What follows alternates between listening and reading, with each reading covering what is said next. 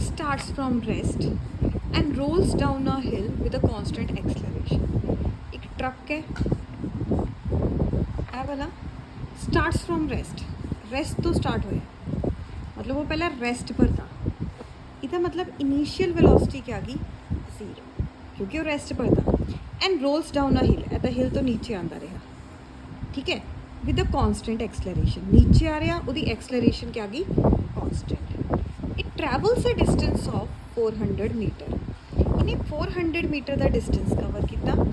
Time कितना था 20 seconds फिर कहते इहदा एक्सलरेशन पता करो तो मास थोनों दिता वा 7 टन्स एक गल याद रखो कि जो 1 टन है कुछ 1000 kg होंगे तो 7 टन्स किन्ने होने गए 7 into 1000 kg 7000 kg okay so ये हो गया तो एक्सलरेशन कड्ढण नूं कहा वा इन्होंने एक्सलरेशन का फॉर्मूला होंदा F is equal to ma acceleration तो दिती भी नहीं है तो किद्दां कढ लीए ठीक है फोर्स तो असीं बाद चों कड्ढूंगे पहले एक्सलरेशन कड्ढनी पैनी एक्सलरेशन वास्ते सानूं u दिता वा s दिता वा ते t दिता वा और सानूं इस क्वेश्चन च कुछ भी नहीं दिता वा तो मैनूं पता है एक तो होंदा v minus u is equal to 80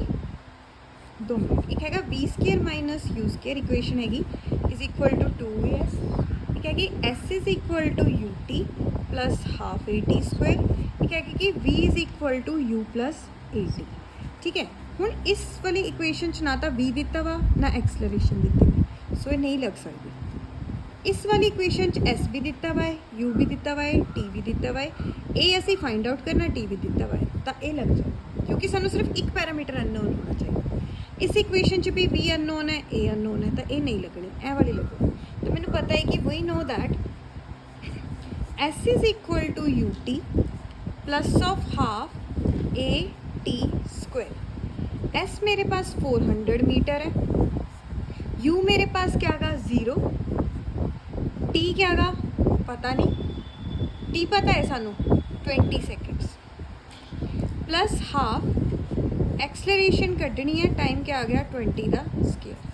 0 into 20 क्या होंदा 0 प्लस हाफ 20 इंटू 20 क्या होंदा गा 40 okay so 400 is equal to इत्थे ए भी आएगा 10 इंटू 20 200 एक्सलरेशन 200 इतने मल्टीप्लाई हो रहे उधर जाके क्या हो जाएंगे डिवाइड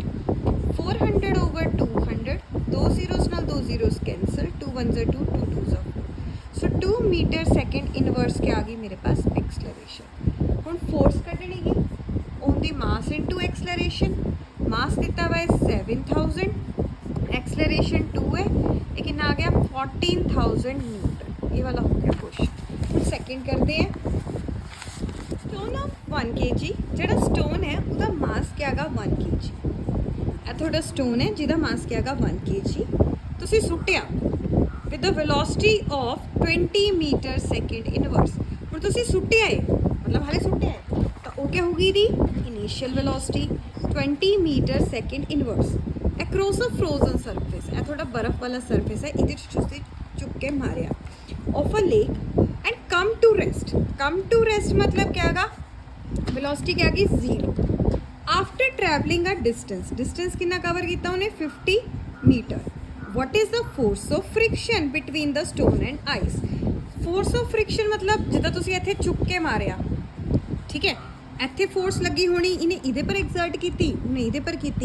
पर जब मारिया है तो फोर्स ऑफ फ्रिक्शन लगी होनी जिहदे करके स्टॉप पर हो गया ठीक है फोर्स ऑफ फ्रिक्शन करके ये रुक गया तो फोर्स ऑफ फ्रिक्शन होंगी F is equal to ma वही फोर्स होनी पर जे फ्रिक्शन है तो नैगेटिव होना क्योंकि जे अगे फोर्स लग रही तो फ्रिक्शन हमेशा ओपोजिट डायरैक्शन लगता इतने नैगेटिव साइन मतलब क्या कि ओपोजिट डायरैक्शन है बट उस तो पहला मैनू एक्सलरेशन कड्ढनी पैनी एक्सलरेशन वास्ते देख लेंगे साढ़े पास क्या गा 3 इक्वेशनस है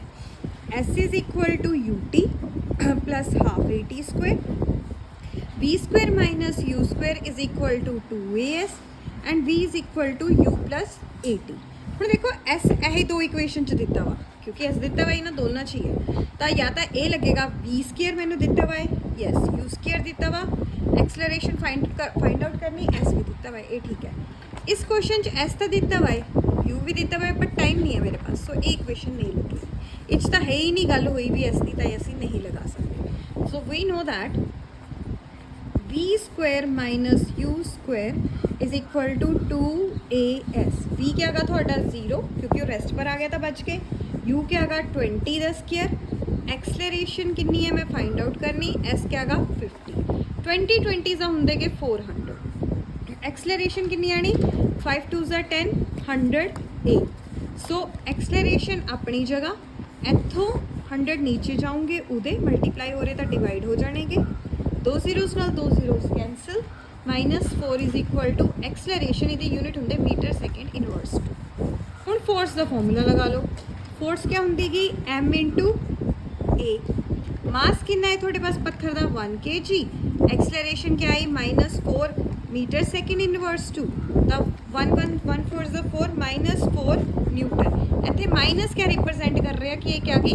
फोर्स ऑफ फ्रिक्शन। मैं थोड़ा कहता ना फोर्स ऑफ फ्रिक्शन जी गई वो नैगेटिव चाहनी, तो ही वो फोर्स ऑफ फ्रिक्शन है। फोर्स ऑफ फ्रिक्शन हमेशा नैगेटिव चाहती है, तो साड़ी नैगेटिव चाहिए, तो एगा न्यूमेरिकल ऑफ अ इंजन। थोड़े पास ना इदा एक इंजन है,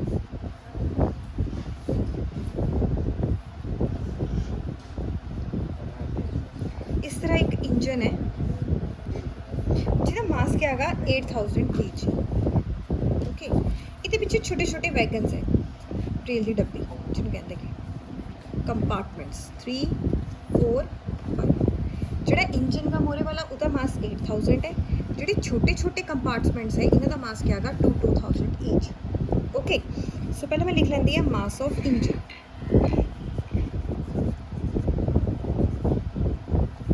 ये क्या है 8000 kg, इन्हों एम ही लिख सकते। नेक्स्ट आ गया मास ऑफ कंपार्टमेंट्स और वैगन्स लिखता वा MW, क्योंकि एक का 2000 है तो 5 के टोटल 1 2 3 4 5, तो इन्हों का कितना होना 5 इंटू 2000 1000 kg। हुण इंजन वाले वैगन्स नूं बना के ही ट्रेन बनती, ठीक है। 2 10,000 kg। ओके, हुण टोटल मास कितना होना गा ट्रेन का 8000 kg प्लस कर लो 10,000 kg, तो थोड़ी जी ट्रेन है उसका मास क्या है 18,000 kg। ओके, हुण देखो if an engine exert a force of 40,000 newton, हुण जिहड़ा थोड़ा इंजन है वह नीचे फोर्स लगा रहेगा 40,000 न्यूटन, मतलब ये 40,000 न्यूटन लगा के अगे नूं जाने की कोशिश कर रहे हैं, ठीक है। If an engine exerts a 40,000 newton, तो ट्रैक जिहड़ा ऑफर कर रहा रेजिस्टेंस 5,000 न्यूटन, तो नैट कितना होना गा, then calculate the net accelerating force. देखो तुसी अगे नूं जाना चाहते कि 40,000 की फोर्स लगा के, बट तुहानूं कोई पिछे नूं खिंच रहा 5,000 की फोर्स लगा रहा, तो तुसी अगे तो जा रहे पर कितनी फोर्स नाल जा रहे, थोड़ी अपनी 40,000 है तो 5,000 तुहानूं उन्होंने ओवर कम करन च लग रही है, क्योंकि 40,000 नाल तुसी अगे जा रहे, 5,000 नालों तुहानूं पिछे लग रहा, तो थोड़े 40,000 तो 5,000 तो इन्हूं कैंसल करन च लग जाएगी, तो थोड़े पास नैट फोर्स कितनी आई 35,000 न्यूटन फोर्स नाल तुसी अगे जा रहे। सो आपां लिखूंगे नैट एक्सलरेटिंग फोर्स, फोर्स पूछा उन्हें एक्सलरेशन ना कट के पे हो इनू देखिए, तो 40,000 न्यूटन नालों अगे जा रहा, तो उन्होंने पिछे नूं फ्रिक्शन कितना कर रहा है 5,000, फ्रिक्शनल फोर्स पिछे खिंच रही था, माइनस साइन लगाया। सो 40,000 माइनस ऑफ 5,000 ये कितनी आ गई 35,000 न्यूटन फोर्स। नैक्सट उन्हें पूछा वा acceleration of the train, train की एक्सलरेशन पूछी भी, ट्रेन की एफ क्या होंदा एम ए, एक्सलरेशन कड्डनी की एफ ओवर एम, पर इत्थे मास ऑफ ट्रेन लगना क्योंकि ट्रेन की पूछी गई, तो फोर्स कितनी लग रही गी अगे जाणू 35,000 न्यूटन टोटल फोर्स है, ट्रेन का मास कितना गा 18,000। ओके, सो हैगी नैट फोर्स अगे जाण नूं लग रही, जी इंजन लगा रहा पूरी ट्रेन लगा रही, ट्रेन इन्नी फोर्स नाल अगे जा रही, तो मास ऑफ ट्रेन क्या है इंजन नाले उहदा मिला के वैगन्स का, तो 1 2 3 नाल कैंसल, ये आ गया 35/18, मीटर सैकेंड इनवर्स टू, बाकी तुसीं इहनूं डिवाइड करके भी लिख सकदे। मास जिहड़ा ऑटोमोबाइल है उहदा मास क्या हैगा 1500 kg। Okay, what must be the force of friction between the vehicle and the road if the vehicle is to be, जिहड़ा व्हीकल है stopped with the negative acceleration 1.7 metre second inverse two. Negative acceleration दी भी तो उन्होंने force of friction पूछी भी, तो force of friction पूछी भी ऑब्वियसली नेगेटिव आनी क्योंकि ऑपोजिट डायरेक्शन हो सकती। इधर जो तुम फोर्स लगा रहे तो फ्रिक्शन इधर नहीं लगना, ऑपोजिट डायरेक्शन होती है। मतलब क्वाइट ईजी न्यूमेरिकल है। F is equal to M A लगाओ, मास थोड़े पास 1500 है, एक्सलरेशन 1.7 है माइनस दी, सो इन्हें मल्टीप्लाई कर लो 1500 इंटू -17/10, एक जीरो नाल एक जीरो कैंसल। मैं 10 इस करके लगाया क्योंकि इतने पॉइंट है, पॉइंट नू हटाओगे तो नीचे जीरो आएगा। हम मल्टीप्लाई कर लो 15 नू 17 नाल, 5 3 7 1 7 8 9 10 1 5 5 1 1 1, ये कितना आ गया 255 0 माइनस दे। सो ये की थोड़ी force of friction. Next question देखते हैं 13th, a bullet of mass, एक बुलेट है जिसका मास क्या है 10 ग्राम, बमार है सिक है, मतलब इसका मतलब क्या है कि ग्राम चाहिए, सानू हमेशा मास केजी चाहिए। सो इन्हें पहले ही इतने ठीक कर 1 ग्राम छुंदे के 1/1000 kg, क्योंकि ग्राम एक छोटा यूनिट है, केजी एक बड़ा यूनिट है, तो जो तुसी छोटे चो बड़ा कटना होवे तो डिवाइड हो गया। सो 10 ग्राम नू डिवाइड करो तुसी 1000 kg नाल, ओके, तो 2 जीरो 1 जीरो नाल 1 जीरो कैंसल, थोड़े पास आ गया 1/100 kg। उस तो बाद जिहड़ा सेकेंड है, उस तो बाद उन्होंने थानू क्या दिता वा इसी क्वेश्चन के अंदर जिहड़ा मास है 10 ग्राम का जो बीमार था जिन्होंने मैं ठीक करता, फिर वो ट्रैवल कर रहा है विद द वेलोसिटी, वेलोसिटी जा रही है कितनी 150 metre second inverse. Initial velocity है क्योंकि तुसी फायर किया वा, इनीशियल वेलोसिटी क्योंकि बुलेट तुसी फायर की भी, तो यू आ गया कितना 150 मीटर सैकेंड इनवर्स। तो थोड़े पास टाइम कितना दिता वा 0.03 सैकेंड। हम जो तुसी बुलेट फायर करती वो जाके बजी इनटू द ब्लॉक च जाके, जब इत्थे बजी तो उत्थे स्टॉप हो गई, दैट मीनस उसका वी क्या आ गया 0। ओके, कैलकुलेट द डिस्टेंस, वो कह रहे कि एस कड्डो, penetrating of the bullet into the block, कि कितना डिस्टेंस उन्हें कवर किया जो ब्लॉक के अंदर जाके बढ़ गई। नाल क्या कहते कि मैंने फोर्स भी कट के दो, तो दो चीज़ा कढ़निया गया। पहले मैं देख लवा कि फॉर्मूला लगना गा, F is equal to M A, मेरे पास वी भी है, यू भी है, टी भी है, तो मैं पहला फोर्स कट लेंदी है। फोर्स का फॉर्मूला होंदा गा न्यूटन के सैकेंड लॉ तो, F is equal to M A, acceleration क्या होंगी गी V minus U over T, ये भी न्यूटन का सैकेंड लॉ ही है। एक्सलरेशन असी final minus initial divided by time कर देंगे।